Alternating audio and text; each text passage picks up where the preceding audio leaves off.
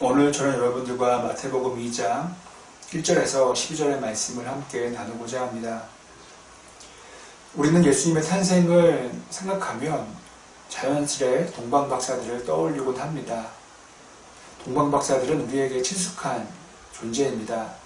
하지만 유대인들에게는 그렇지 않았습니다. 거부감을 일으킬 만한 사람들이었습니다. 왜냐하면 유대인들은 이방 사람들을 싫어했기 때문입니다. 최고의 존재로 여기는 메시아의 탄생에 이방 사람들이 와서 축하한다는 것은 환영받을 만한 일이 아니었을 것입니다. 우리의 상황에 놓고 한번 다음과 같이 생각해보면 어떨까 합니다. 조선시대 때 왕자가 태어났습니다. 온 나라가 기뻐하고 즐거워합니다. 그런데 갑자기 초대하지 않은 오랑캐족들이 찾아온 것입니다. 또 그들을 보니 왕족도 아니고 사신도 아니고 점쟁이였습니다. 아마 그들을 환영할, 좋아할 사람들은 없었을 것입니다. 동방박사, 그 이름은 되게 좋아 보이지만 그런 존재는 아니었습니다. 지금으로 보면은 이란 지역에서 별을 갖고 점을 치는 점쟁이들이었습니다. 이방인도 싫어했는데 점쟁이는 더더욱 싫어했을 것입니다. 아마 유대인들 입장에서는 그 동방박사들은 우리가 느끼는, 우리가 생각하는 오랑캐족과 다르지 않았을 것입니다. 그러나 그들의 등장은 한 가지 확실한 것을 알려주었습니다. 그것은 예수님의 신성, 즉 하나님의 아들됨이었습니다. 예수님의 탄생은 유대 땅에서만의 이야기가 아니었습니다. 예수님의 탄생은 온 세상을 통치한다는 그런 의미를 알려주었던 것이죠. 그래서 먼 곳에서도 유대 땅으로 와서 그 예수님께 경배했던 것입니다. 그냥 축하만 하러 선물만 주러 온 것이 아니었습니다.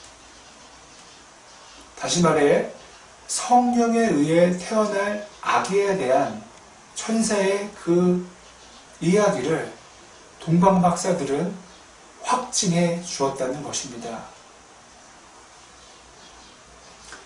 이처럼 예수님은 사람의 모습으로 오셨지만은 하나님의 아들, 신적 존재였습니다.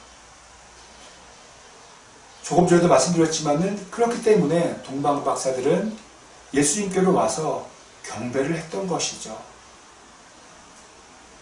그리고 아기였어요. 작고 아무런 모습이 보이지 않는 작은 그런 존재였지만은 동방박사들은 그 작은 아기에서 하나님의 모습을 본 것이죠. 저는 성경책을 이 말구에 놓인 예수님과 같게 여기면 어떨까 합니다. 성경책. 지금은 정말 초라한 책이 되었습니다. 예배 때만 설교 본문을 찾는 도구로 사용하는 책으로 전락하고 말았습니다. 저희는 동방박사들이 아기 예수님의 모습에서 하나님을 발견한 것처럼 정말 초라한 책이지만 세상 어디에서도 사용하기 어려운 책이지만은 그 책 안에서 하나님을 볼 수 있었으면 합니다. 저희가 이 사실을 안다면은 성경책을 쉽게, 가볍게 막 대할 수가 없어요. 대신 우리는 그 하나님의 말씀 앞에 경배하는 마음으로 무릎 꿇게 될 것입니다. 제가 기도하겠습니다. 하나님, 그 동방박사들이 품었던 마음, 아기 예수님을 바라보면서 하나님을 보았던 그 마음 저희도 얻게 하여 주시고, 저희의 마음 가운데 늘 당연한 것이지만은 예수님은 하나님의 아들이요 신적 존재임을 저희가 늘 기억하며 그 예수님을 찬양하고 사랑하며 경배하게 하여 주시옵소서. 감사합니다. 이 모든 말씀 예수님의 이름으로 간절히 기도드립니다. 아멘.